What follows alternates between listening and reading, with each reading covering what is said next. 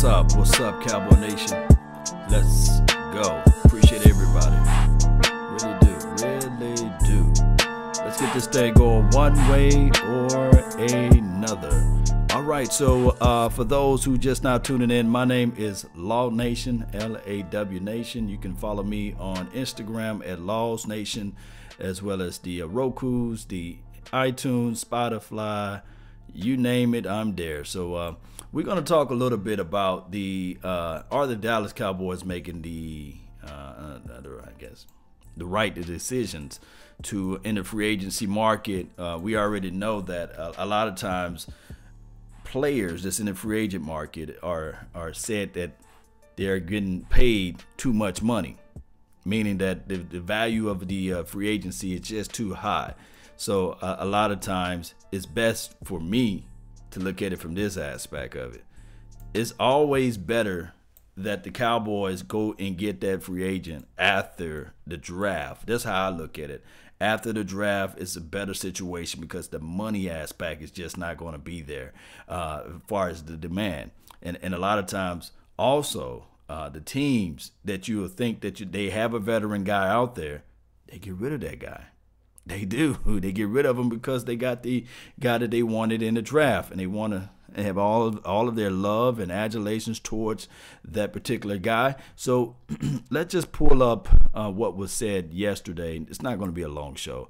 We're going to pull up this right here. It was about the aspect of getting this guy right here. And I really appreciate you all that's tuning in to the nation. Really do. All right, so it was about Calvin Watkins. Report on Twitter. He says, let's clear this up. A source tells the Athletic DFW the Cowboys have no interest in Earl Thomas or Landon Collins. The financial price is just too steep. This isn't a new news to us, Cowboys fans. You guys already know that every year we go about this and we talk about, hey, what about this guy? What about Talib? They say, nah. What about Revis? They say, no. What about, I guess you can say when, what's that guy, Hadamakin Sue was out there. We said, no, we don't have the money. We don't have the cash. What about a Ron Darby making a trade for him? No, we said, no. We benefit by taking care of our own guys. Now, this is the thing. In so many factors, in so many ways, I can say this right now, deep down in the bottom of my heart. I can say this right here. Jerry Jones, Stephen Jones, they're right a little bit about that, because if you can develop your own guys, man, it saves you so much money. It do. Now, if you want to be stable in that type of situation, yes. That is the best way to approach this thing. It is the best way to approach it, because now you can look at it like this, Cowboy Nation. You can really look at it like this. You can say to yourself, hey, with all these things going on right now, and picture this right now, with all these things that is happening, you can say, man, we're not in no financial hell because we got what we wanted. We got players that dominating. We got players that's picking it up, like the Byron Jones of the world, the Jalen Smith, the LVE, the Xavier Woods, the Cheeto Awuzie. We can go on and on and on and say, hey, those decisionings to draft those particular guys worked out tremendously for us. It did, So we can look at it in those parameters, or we can look at it and say, hey, Cowboy Nation, boy, we are in a funk, because in order for us to win the Super Bowl, sometimes and oftentimes you have to figure out a way to reach around and grab that veteran guy. Just the bottom line. You got to. But let me know how you guys feel about that, because if you look at it collectively, and I'm going to say this again, if you look at it collectively, you can say, man, are we one or two explosive guys away from winning this thing? Are we that close from getting this thing going? Man, or is it so far apart that we really can't get this thing in the right parameters? It's crazy in a sense, But that's just how it goes, man. That's just how it goes. Let me pull up. Now I got the chat box behind me. All right, so really appreciate each and every last one of you all. This is the thing. Shout out to Kerry Teagle. Shout out to Polo and Q, man. Thank you. And Sheila Neal, thank you. Niner, Nathaniel, legendary fan. Appreciate you, man. A 49er fan in the house, man. Shout out to you. Boomer Sooner. All of you guys. Ray, thank you. 60K. Let's get it real. Laugh out loud. That is funny. This is the thing. When we talk about the Dallas Cowboys and the free agency moves, in order for us to make it to that next level, out of all these safeties that's out here, I really think that we should just try to stretch that dollar out. I love what Xavier Woods can do. I love what Jeff Heath can do on a limited basis, right? We understand that Jeff Heath is a fantastic guy, plays well at times, saved us a lot of times in 2017. But from what I was told, the NFL is always a deal, whereas you have to look at it and say this: evaluation is 365, 24/7, 7 days out of a week. You got to figure out ways to figure out how I can better my best. Now, Eric Weddle, I can understand that. And he's, 33, 34 years old. He's long in the tooth. I think that he's about that age, right? Earl Thomas, I can see where the Cowboys having their reservations on signing a guy that's wanting 15, 14 million, right around that price range. I can see that. Now, Landon Collins of the world, I know his franchise tag was 11 million, so I know that once he gets out there and probably parlay around, and his agent probably saying, well, my client won at least 12. We don't care what the Giants are talking about, but my client won at least 12. Jonathan Abram is Ray. He says at number 58, you pick up Jonathan Abram, and pretty much you wash your hands with all this. Boomer Sooner says Stephen Jones is much like hitting the stubborn button. This is the thing. I love the philosophy of from building from within. I do. I honestly do. I love the notion that we can walk around and say, "Hey, we are the youngest team," and we have one of the youngest offensive coordinators. We love that. We love going around saying that. But you know what would be better? If we win playoff games, if we win a Super Bowl, if we follow the trends of what other teams are doing with how they won the Super Bowl. It's not hidden secrets. It's not. It's not. Hey, it's not. It's the blueprint been out there for 2 decades now. Well, a decade and a half. If you want a thing bad enough, you got to go out there and fight for it. And I'm not doubting that the Cowboys are not trying, but in order for you to get that, to host that Lombardi Trophy, you're gonna have to make some type of movement of a calculated risk. You got to. Chuck Wiley, appreciate you, man. Thank you for tuning in to the nation. I hope you got your coffee. I got mine. It's brewing. It's getting ready. It's almost there. I can just smell the aroma. So thinking about this, smelling the aroma, Cowboy Nation. In order for us, again, we can go back. See, when opinions becomes facts, now you got to listen, you see. We can go back to every Super Bowl within the last 5 years. We can go back, won or lost teams, and we'll be able to see that free agent move that happened during the offseason that put that team over the top. Now, we got close but no cigar situation last year. Imagine this team without Amari Cooper. That was a transaction. That was like a transitional phase that happened that elevated everyone. And how did that happen? Because we finally took the risk. No risk, no reward. That's just life. And Jerry Jones know that, especially by being a billionaire.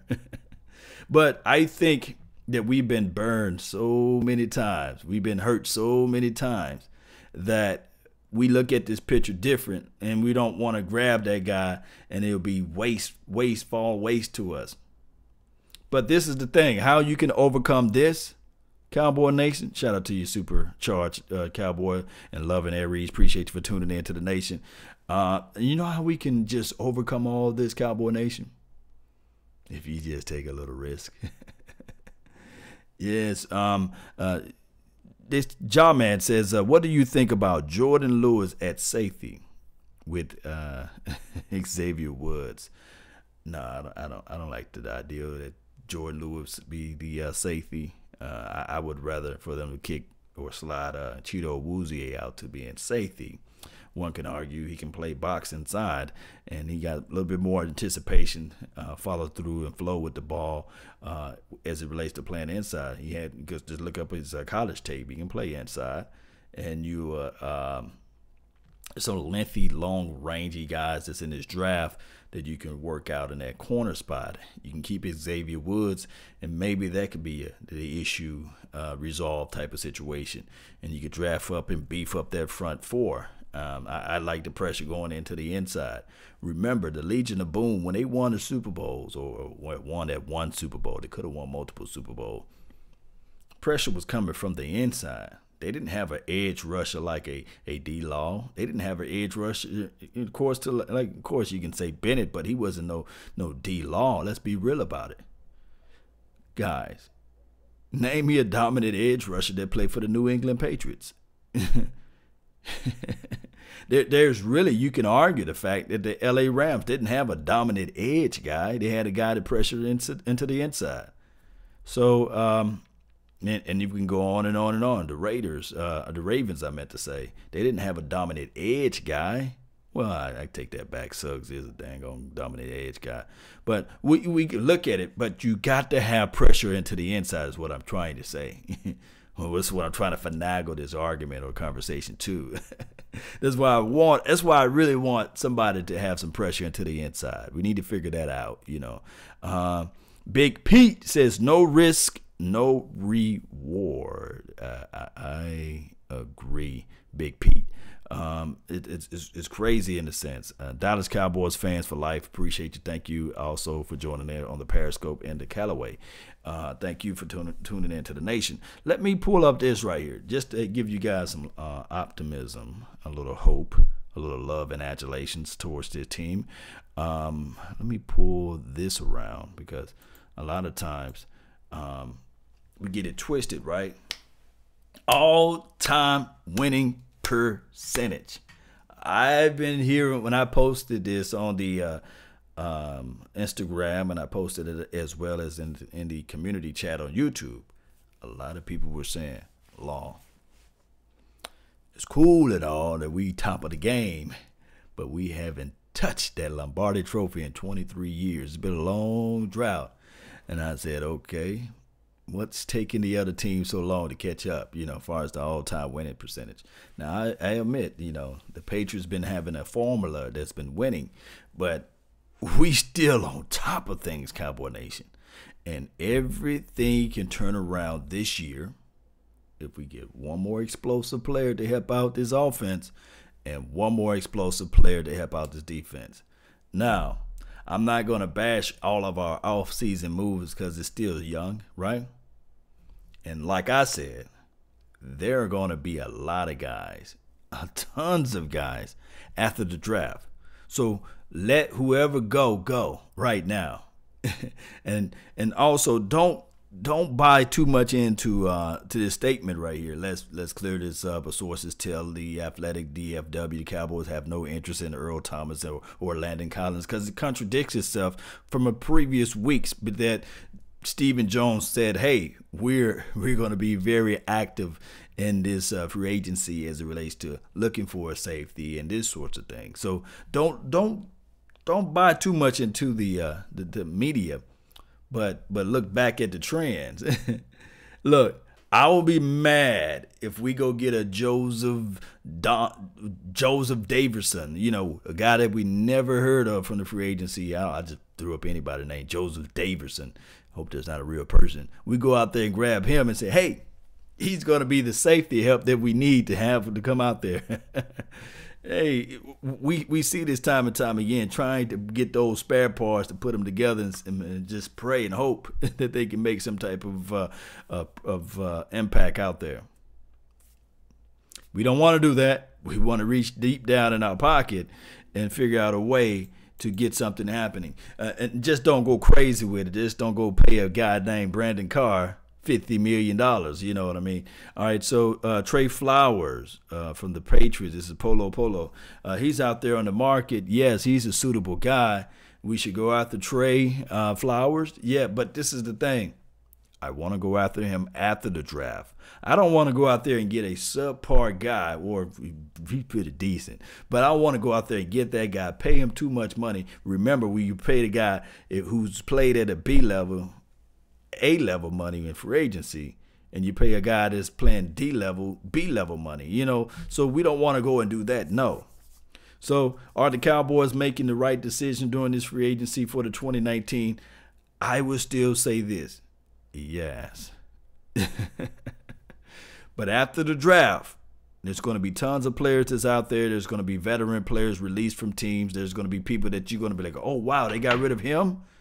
Oh, they're not signing him? And that will be the right move to then make that move, because in the last few years, we didn't have enough money. Now, as far as the contract talk of D-Law, my thing is, before we wrap this thing up with D-Law, I will say this. I think that the Cowboys have D-Law's interest and heart. I think they really want D-Law to be on this team. What I think is what's going on is that they already showed their hand. Meaning that when they signed him with the franchise tag of $20 million, 9 times out of 10, that meaning that they are willing to pay this man $20 million a year. Now, the holdup may be the language of the contract. It may also be the guaranteed aspect of the contract. Do he want $60 million guaranteed to match up with Khalil Mack? Or did they submit an offer and said, okay, with $35 million guaranteed, would you work with us? And he's like, nah, I want 60. And they're probably saying like, look, hey, it's 45 is good. No, I want 60. There's a lot of pride when it comes to money, and especially when you can pull up your data and you can pull up your chart, and he don't have to say a word. His stats can speak for itself, and his agent can do all of the talking. His agent is going to say, hey, my client, #1 in rushing off the edge as it relates to pressure, #1 in sacks in the last 2 years, or #1 in, against the run, defending the run. He ranks 90% of the top of the elite in this particular class. My client, my client. That's what the agent's supposed to be able to do. And D-Law can just sit back, go on a nice little trip to Tahiti. He can go anywhere. He can just go and just do tons of things. But also it's crazy in a sense, because Dallas like, look, hey, we have gave you this bag. We give you $60 million guarantee. Let me check out that shoulder. Come on, let me take a peek at it. Let me make sure that everything is okay. That's just a problem of this whole negotiation back and forth. Travis Bank, 50 take it or leave it. You talking about $50 million guaranteed, stretched over. Let's just make up a contract right quick. I got a couple more minutes. Will be 4 year, $20 million a year? Would that work out for everyone? 4 years, $20 million a year, with $50 million guaranteed out of the 4 years, or you stretch it out to be 5? 5 year, $20 million a year, $50 million guaranteed. That's kind of like half and half, right? All right. It says right here, thank you for making a donation for the Help Grow the Nation, Subliminal. The Jones family is frugal, right? When it comes to signing free agencies or free agent players. That's why we get the Joseph Jameson in free agency. Come up off the bread, Jerry. He says, just open up the wallet, Jerry. Come up off the bread, Jerry. Last year we were still paying Orlando Scandrick. Year previous before that, we were actually, believe it or not, we were still paying Miles Austin. We had some dead money to get, that we had to try to work out, like the Tony Romo money. We also had, there's another guy that we were still paying. I forgot his name. He wasn't of any impact. But I feel what you're saying, and I think what happened here is the Cowboys been snake bitten so many times, and that's just the bottom line. They've been snake bitten so many times that they looking at this thing and they're just scared. They're scared to make that move. Now I will say this: the team that got from under there, those filthy Philadelphia Eagles, man, they figured out a way to get from under that cap hell, and they traded. Remember, they had a big, massive contract with Byron Maxwell, and they had also another contract with this guy. Chip Kelly just demolished that team, but they was crafty enough to not fall in love with their players. And they got rid of this guy, they got rid of that guy, they picked up this guy, and they got rid of that guy, and it worked out for them. we are in the stage where. And I love my team, and I know all you guys love it too. But we at the stage that we hold on to a player maybe a year or 2 years too long, and then we figure out a way we don't, and then we get rid of the guy, and they walk for free. Like DeMarco Murray, he walked for free. We didn't get nothing in return. Anthony Hitchens, he kind of sort of like walked for free. Jeremy Purnell, he walked for free. Big Ron Leary, he walked for free.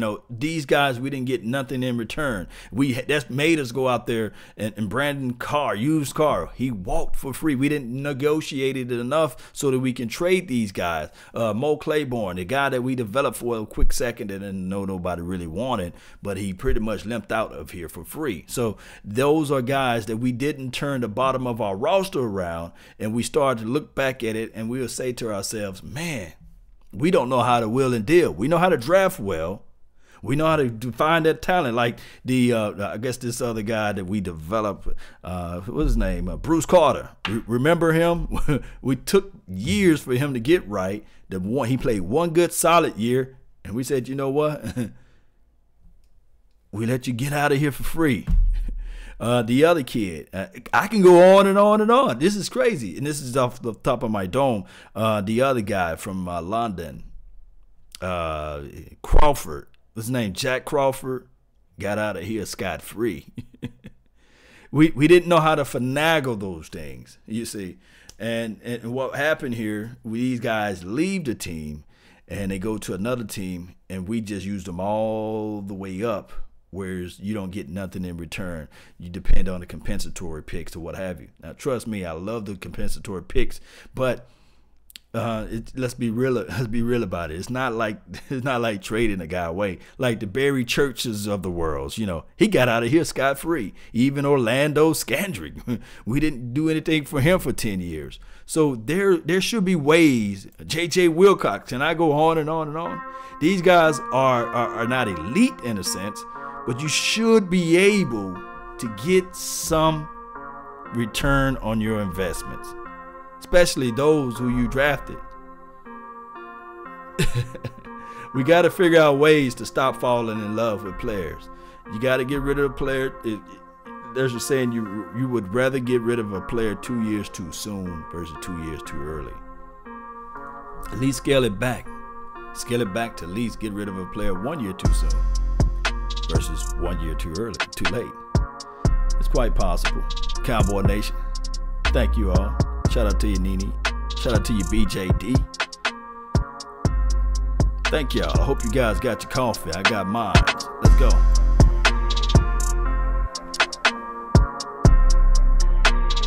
Yeah.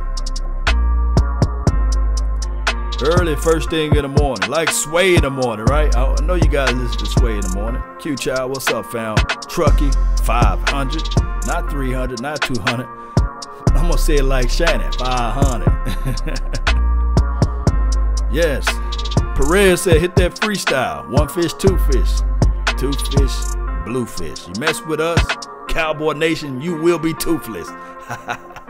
Dr. Seuss in his bis. What's up, man? Hope you guys have a productive morning, man. Shout out to all those who joined the notification squad. Let's go, Cowboy Nation. Let's go.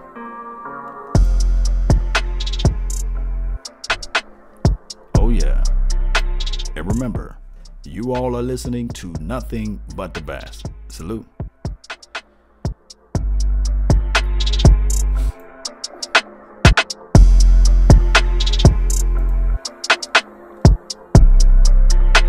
Go make it happen, Cowboy Nation. Let's go.